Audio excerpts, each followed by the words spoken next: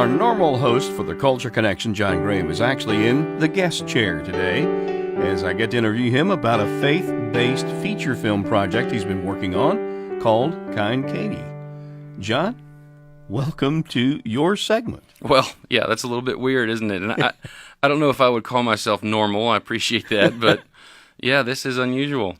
Well, I guess the first question would be, what made you want to make a faith-based film? Well, would you believe it has a lot to do with this radio program, Life with Purpose Radio? Anybody that's listened to this segment over the years has got to know that I talked to a whole lot of faith-based film producers, directors, actors, and so forth. And in that journey, I've actually gotten to be really good friends with them. One of my other job duties here at the Georgia Baptist Mission Board is a video producer, and so along the way have wanted to tell stories in a bigger scale. And so just became friends with some of these folks like Drew Waters and Chad Gunderson that really kind of have mentored me and tutored me over several years, through Facebook conversations and email and so forth. John, what's the story actually about? Well, years and years ago, I was on staff at a church in Rome, Georgia, and I was the music minister, and some good friends of mine were getting married. They asked me to officiate their wedding. This is one of the very few weddings I've ever officiated because music guys don't typically get that privilege. And so we've been Facebook friends over the years. It was Labor Day of 2016, so about 9 months ago. We got the tragic news that Jason and Amy's oldest daughter, their middle child, Katie Beth, was killed in a car accident just about 3 miles outside of Jacksonville State University, where she was a freshman marching ballerina with the Southerners. And as I watched everything unfold after this tragedy, it was just overwhelming, the legacy that this young 18-year-old girl was leaving. Katie Beth's interaction with friends, she was just a very kind, Christ-like girl. And I started to see where there was a scholarship named in her honor, another scholarship named in her honor.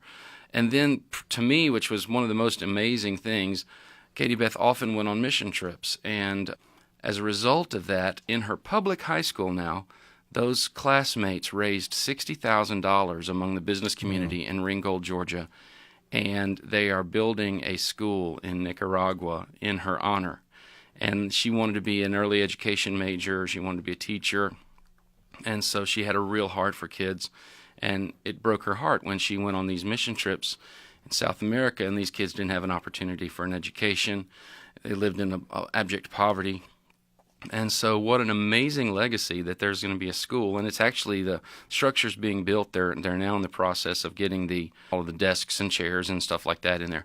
But that school is being built even as we speak. And so when all this came about, I thought, this is a story that the world needs to see. It's an inspiring, amazing story that a young life that was ended way too soon in just a brief amount of time made such an impact on her world that legacy continues. Wow. So had to turn into a feature film. What a tribute. That's great. You've got a lot going on, full-time here at Georgia Baptist Mission Board, worship leader at your church. How in the world do you have time for this?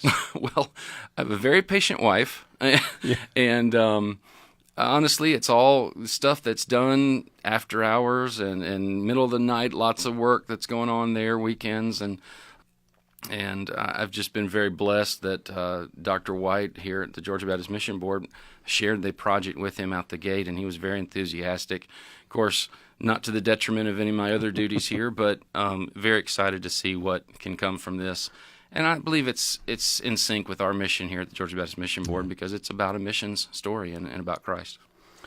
Well, from here, what's the process? Well, we just finished the first draft of the script. We've been working with the family. When I say we, I have a production partner, Josh Sims, who has been working with me in writing the script and will be helping me produce it as well.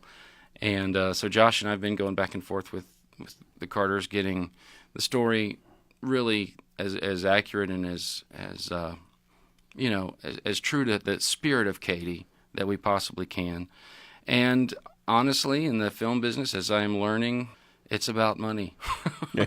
So I'm doing my best to raise funds and spread the word and tell folks about it that might be interested in finding ways to support the project. But that's where we start. So once we get funded, and the goal's about $1 million to $1.2 million, then we'll launch into pre-production and production, and hopefully have a film before too long. Well, tell us how we can follow you, stay informed about the film. We have all the social media connections. Honestly, the one that's getting the most traffic is Facebook. So our Facebook page is @KindKatieMovie, and that's Katie, Kind Katie Movie. That's the same tag for Twitter and Instagram and all that. We also have KindKatieMovie.com. All right. We appreciate that. Well, why don't you take us out like you usually do? Okay. All right. Well, this is John Graham, and you've been listening to The Culture Connection.